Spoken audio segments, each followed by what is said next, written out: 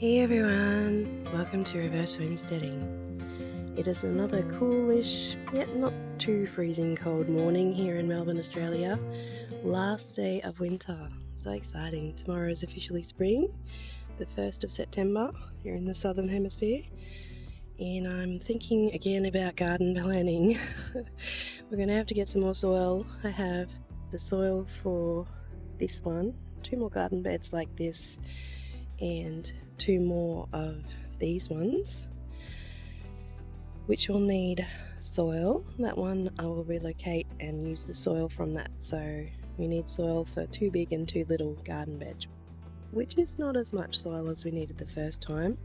I say soil, but it's landscaping mix, the kind that's meant for a raised garden bed, vegetable garden, and it's not crazy expensive, but it is a more expensive way of gardening. That being said, I did grow potatoes in there, and it currently has a cover crop of mustard on most of it, waiting for that garlic to die off, and then we can move that garden bed. So my hubby's little home office is going to be here.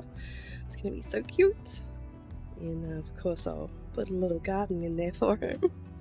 Guessing he wouldn't mind that. And what I'm tending toward doing for potatoes now is heaping up soil that I find around the place. That particular soil came from our garage roof when we had a bunch of overhanging trees. So the last lady that lived here wasn't very well. She's okay now, but yeah, she didn't do a lot of gardening for that reason. So a lot of soil being made on the roof and collected from the wind on the roof. So we have the benefit of that for our little potatoes over there. And I'm still digging out soil from next to the fence. The fence had soil bermed up against it, and there's still more ivy to come out. So when I relocate some more of that soil, we'll level out the landscape a little bit, and I'll put another potato bed somewhere, because I think if you really look after the soil, I know people are divided on this, but if you really look after the soil, you can regrow things in the same place. That's what I'm going to try anyway. I've done it in the past and don't seem to have any issues, but you figure out your own way of doing things.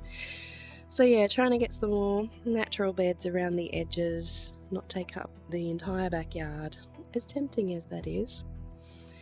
And planning for summer. So where my asparagus are going to go, where my sweet potatoes are going to go, I think will still need a garden bed. Probably will leave my asparagus where it is, because it will be in the same bed it's here at the moment. So there'll be tomatoes along here, and we've got to do the framework.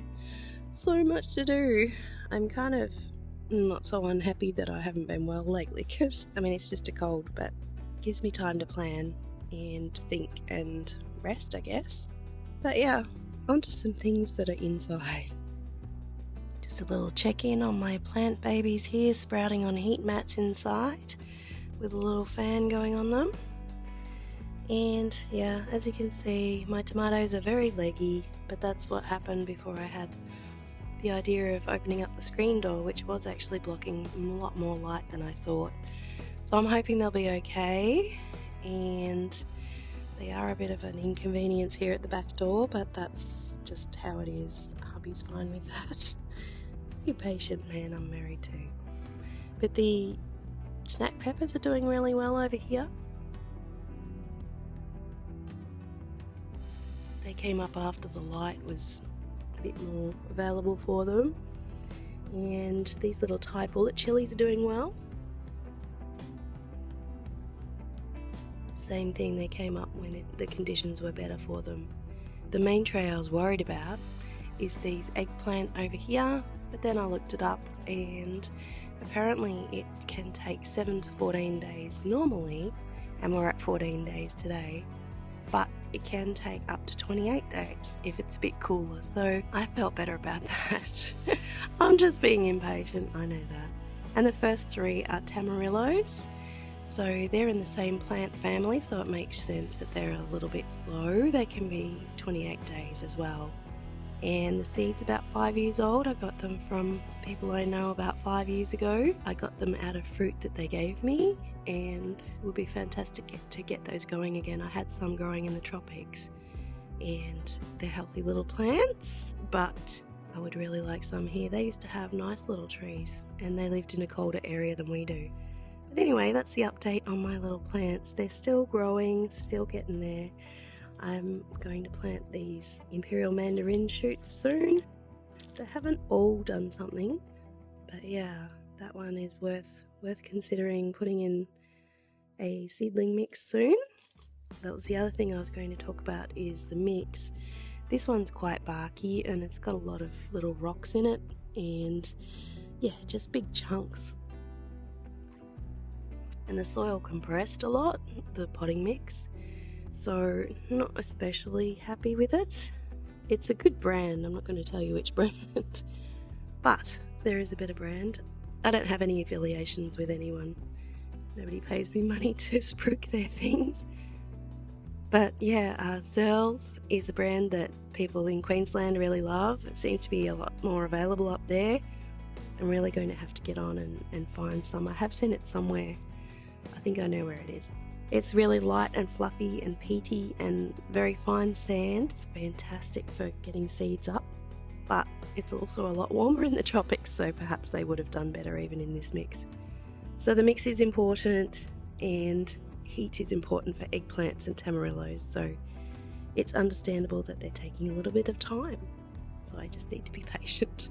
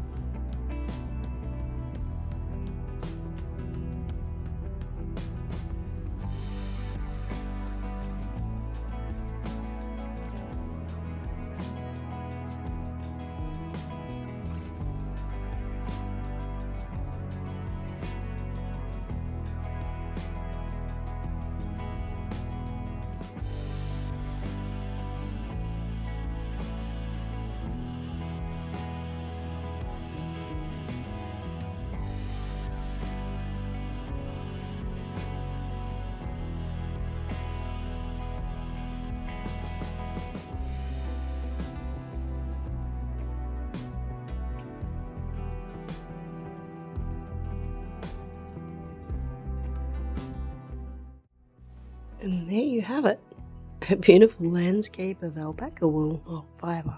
I don't think it's actually wool, is it? Anyway, I'm just excited about how much I really like this concept of looking after fibre from the beginning.